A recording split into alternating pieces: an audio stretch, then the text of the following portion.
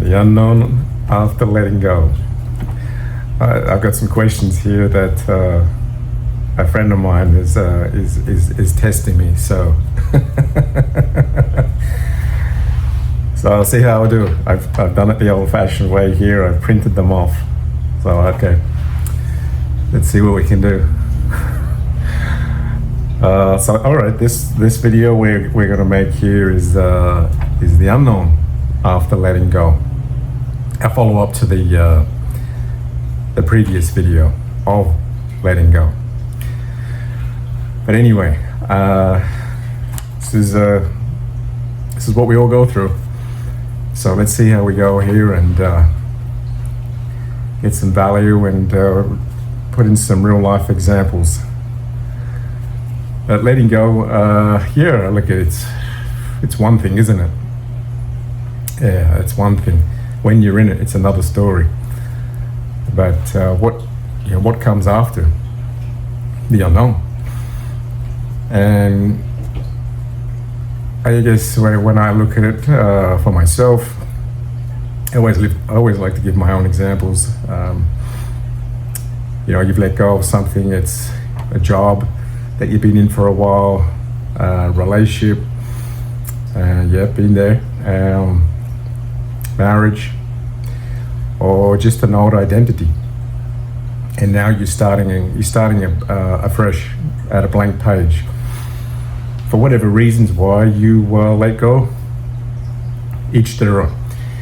But at the end of the day, let's be real, the unknown can feel sometimes worse than the thing that you just let go of. Crazy, right? But it does, the mind plays tricks with you.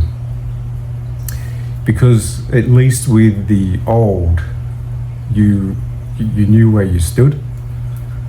I mean, even though it wasn't good for you, but it was familiar. So today, what I want to do is I want to break down the unknown and why it feels so uncomfortable and why it tends to pull you back when, hang on a minute, I made a choice here to go this direction, but why does it keep trying to play out the same old songs? So what I'm going to do here is I'm going to answer these questions, but I'm also going to break it down on what you can actually do about it. It's not, it's basics, principles here, but they've worked for me, so let's see how we go. The first question here I have is, why does the unknown feel worse than staying in something that wasn't working? It's a good question. I always like the facts. I don't like gray area stuff. I like to, if it's factual, okay, you got my attention, but if it's just wish-washer, So in this case, when we're talking on subjects like this, a scientific fact is your brain, our brains are wired to stick with what's familiar because it feels safe, right? So predictability lowers the stress in the nervous system, even if the familiarity isn't good for you. Yeah, it's interesting. I mean, we don't think about it. We just act upon and go by what feels right or wrong at the time. So an example to this question, I did give it some thought.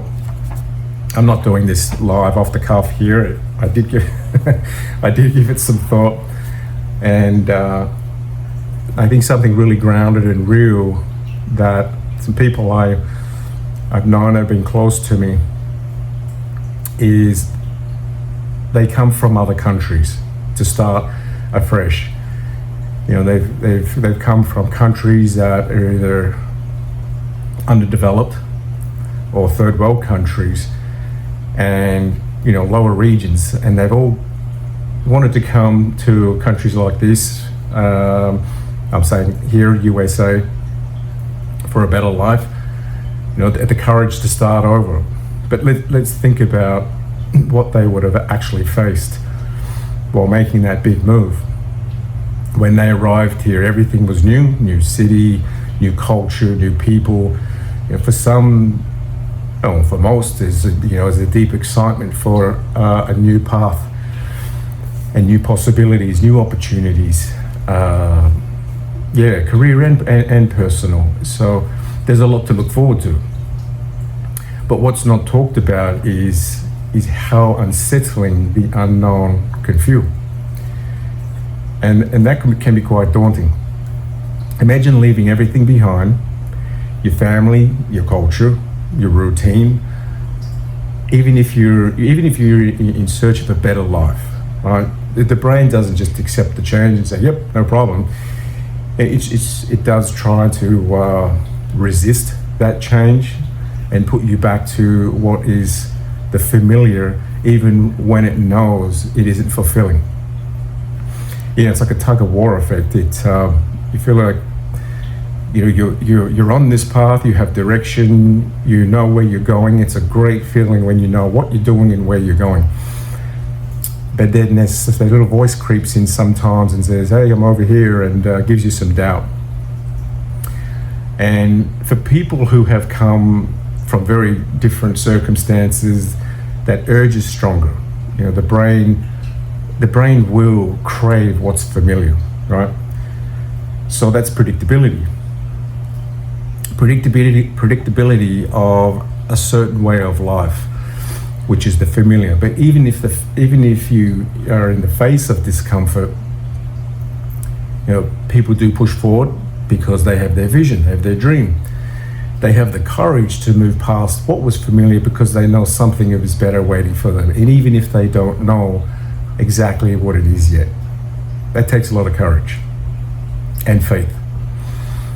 When I really sort of analyze this question, sure, okay, the value here I take away from it is the unknown is a place where real transformation does take place. That's where it really happens. I'm speaking from prime experience here for myself when I moved here to this country. But when you start, okay, here's the basics. It's not just about starting to learn a new language. If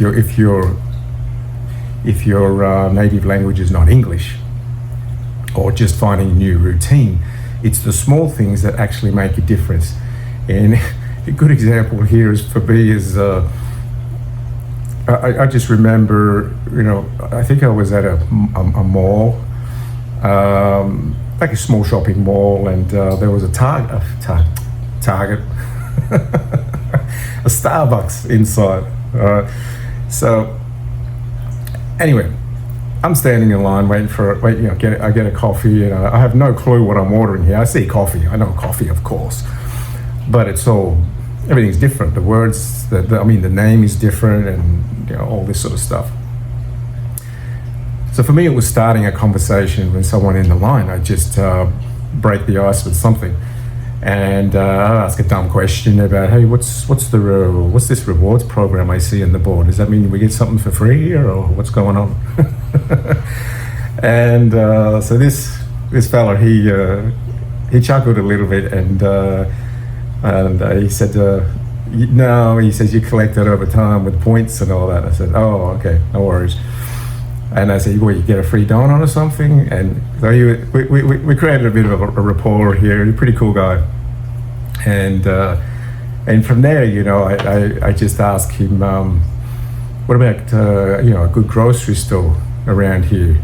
What's a good spot for cheap groceries? And he was guiding me a couple of places in the area. Don't go here, they'll rip you off. All right, cool.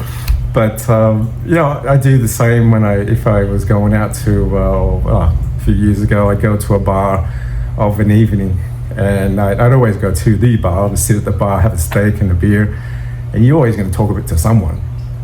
If you're a open style type of person, and you make eye contact and how you doing. So you're always going to end up talking to someone. So I would share something, what we do back home, and what we put on our steak, or you guys use this sauce, or we have this sauce, and create a bit of a rapport there. And I remember asking him, where's your all-you-can-eat spots? Because when you're new and you're on a bit of a budget, you're not looking for high-end places. You're just looking to eat like a horse and pay less. Food trucks were a good one.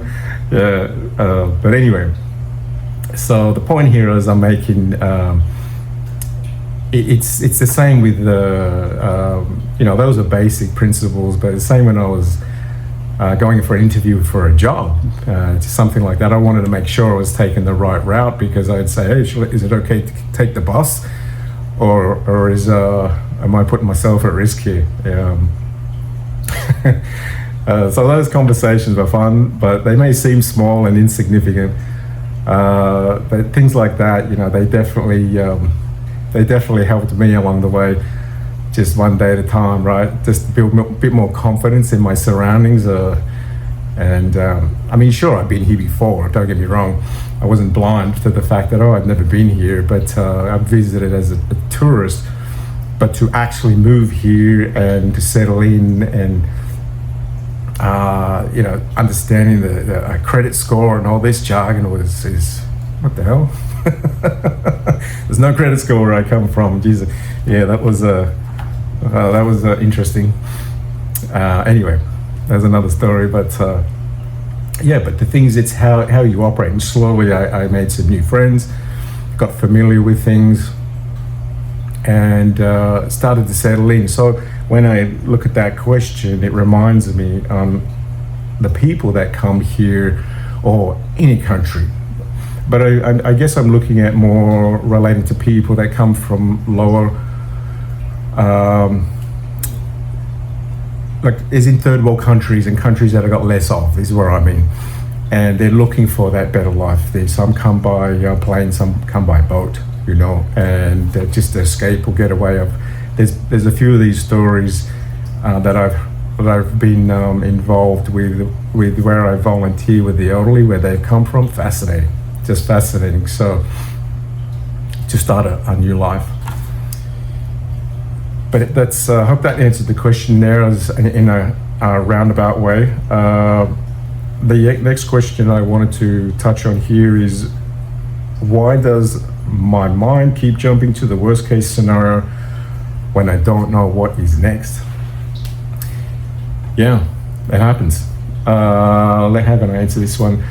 Well, imagine this, right? Imagine mums are mums. Mums are awesome. They're always going to worry about you. It doesn't matter how old you are. Even at my age now, my mum still worries about me, for crying out loud. But that's just being a mum. Nothing wrong with that. At least someone loves you, right?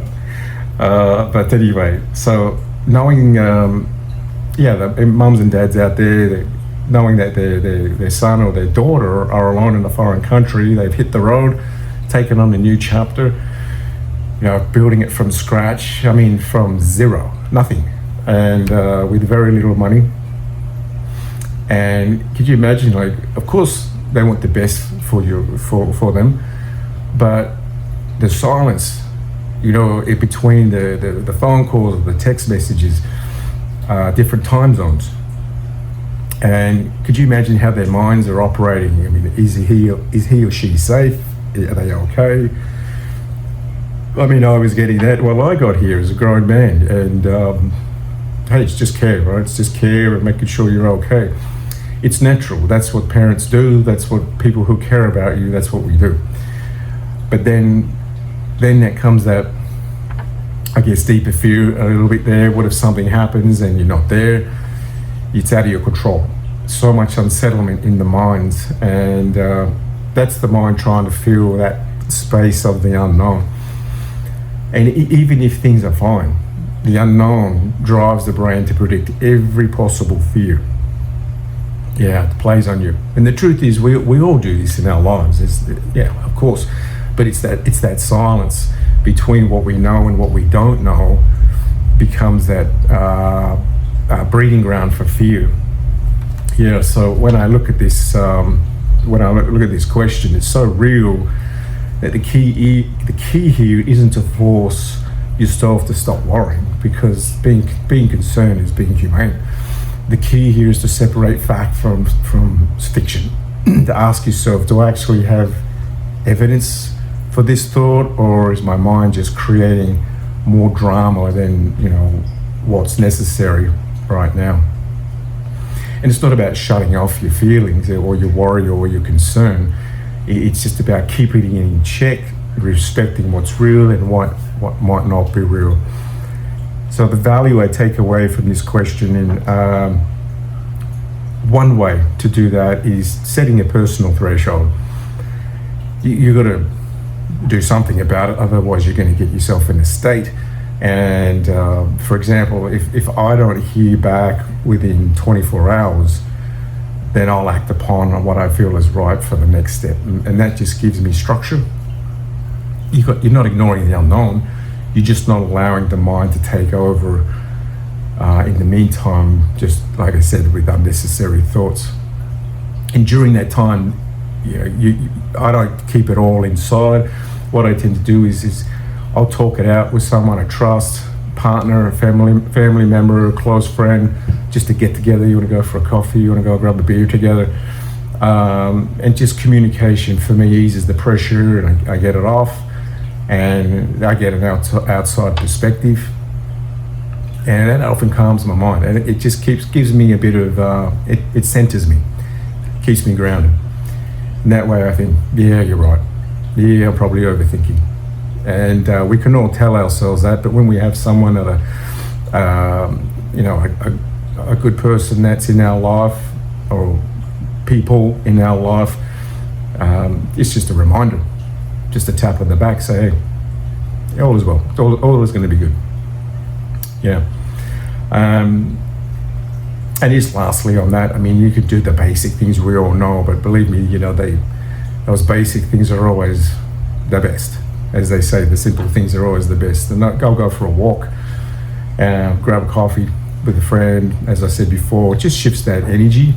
And yeah, instead of just holding on to it, that way you can, what you're doing is you're respecting your instinct, you're not ignoring it and brushing it to the side, but you're keeping your thoughts balanced so they don't consume you and you turn into a wreck.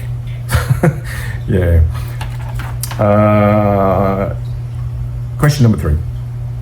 Why do I feel the urge to go back to old habits or situations even when I know they weren't good for me? All right. Yeah, it's in the same format really, but I think when I look at that, and again, when I think of myself, when I moved here, and if I keep with the same format here, anyone who's made a huge life change, which I mean is in the same format, moving countries, whether it be by choice or not, whether you left on your own, whether you left with a significant other, or you were young at the time and you came with your parents, because they said it was going to be good for the whole family, or maybe you just made a decision based on other circumstances, whatever that may be. At first, there's the unknown of what it would be like. So, hey, you start exploring online. Yeah, for me, no, there was no online back then. Showing my age now, but yeah, it would be TV shows,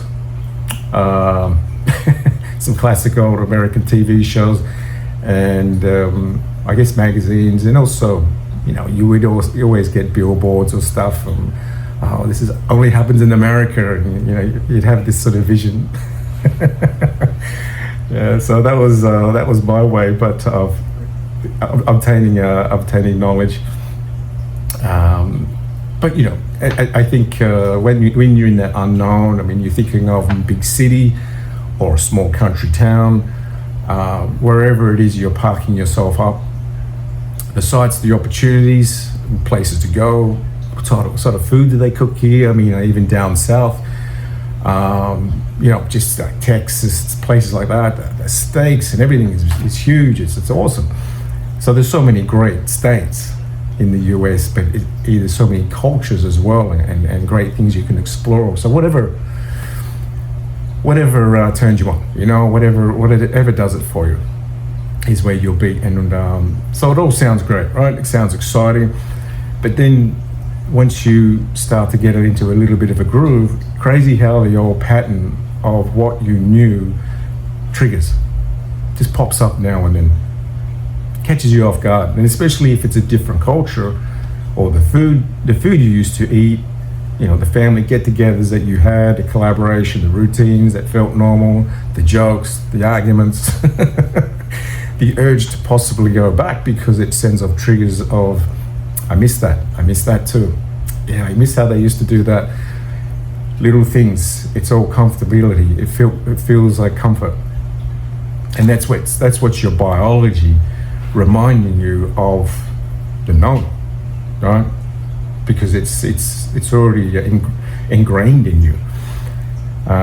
So I think when I look at this question, the value really I take away from that, and I just people that I've come into my life that have come from other countries and they've told me their story, or I've told them my story. I think the value there is when you have those moments and those triggers. There's a couple of ways that I've learnt what others do. I know what I do, and I'm not one to write. So for me, like some people write things down and they have a journal and all that. I did start doing that, but I just wasn't consistent. So I had to get real with myself and come on, Craig. So for me, it was do something like just get out, meet people and just chat. Talk about some old things, talk about new things here, and but some like to write things down. What they're grateful for. Those. Well, as I was saying before, whatever it was back in your country that you miss, you sort of write them down. I think the family side of it is the big one, that collaborative feel of family, because you're on your own now. So you're looking to really create. Potentially a new family. You don't replace your old family. I mean, like a second family, which is what I have here. The people where I volunteer with, it's there like a second family to me. And Sundays we get around and we chow down. So it's great. And that's when you really just appreciate what you have, not just what you have, but who you have in your life. So yeah, there's a couple of ways obviously you can go about it. As I was saying, some people like to write down things, and it reminds me, put notes on the fridge or on their desk or whatever it may be. It just keeps them grounded, that they haven't lost touch of where they came from. Yeah, so hopefully I answered those questions in a good manner. But when I think when I look at all this, when you step into the unknown, it's the after letting go. It's not about whether, oh geez, did I make the wrong decision, or it's not about whether you made the right or wrong decisions, because at the time it was the right choice, and that's what felt right at the time. That's how it felt for me. I've gone through a few hurdles since I've been here, and it's made me ponder. But tomorrow's a new day, and I just I look at it like, no, I made the right choice at the time. She'll be right. And it's when you have courage to take action and just, all right, keep on the path, make the choices on what's right for you, and whether it's a blessing or a lesson, you'll figure it out and sort it out along the way, because that's just the way it is, right? We don't know, we just allow life to unfold and let it play out. So your mind is always going to try and bring you back to what's safe and familiar. That's inevitable. But when you only live in safety, you're not really living, right? You're not thriving. So the unknown is where I've definitely evolved and put myself in situations. I feel that has definitely evolved me, learnt the hard way, but I've definitely come out with the wisdom and experience, because life itself is always evolving. Nothing stays the same. Everything is permanent, impermanent, and so just flow with life. People come and go,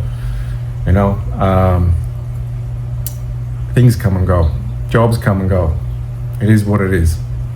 And when I talk like that, I really talk from the heart, because it's just that resistance. And when I came to like an awakening and awareness, to say, "Oh, you know what, ever since I just let that stuff go," like my dad here, he was built that way. So I think that's why he lived so long. Yeah, nothing fazed him.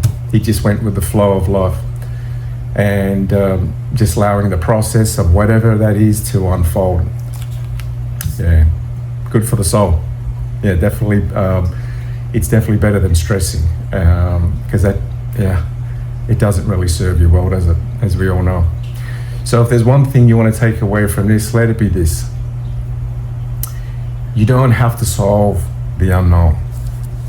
Create small routines for yourself, that feel good, bring back some balance, and just overall keep you steady when those doubts pop up, when things feel a little bit unsettled, unsafe. Ground yourself with some of those principles or tools. If they work for you, they definitely work for me. But I also learned from people that I've met along the way, and we all learn from each other. So one day at a time, right? All right. Well, let's keep building off this, as I keep saying on video after video, and let's see what we can come up with in the next video. We'll go from there. All right. See you then.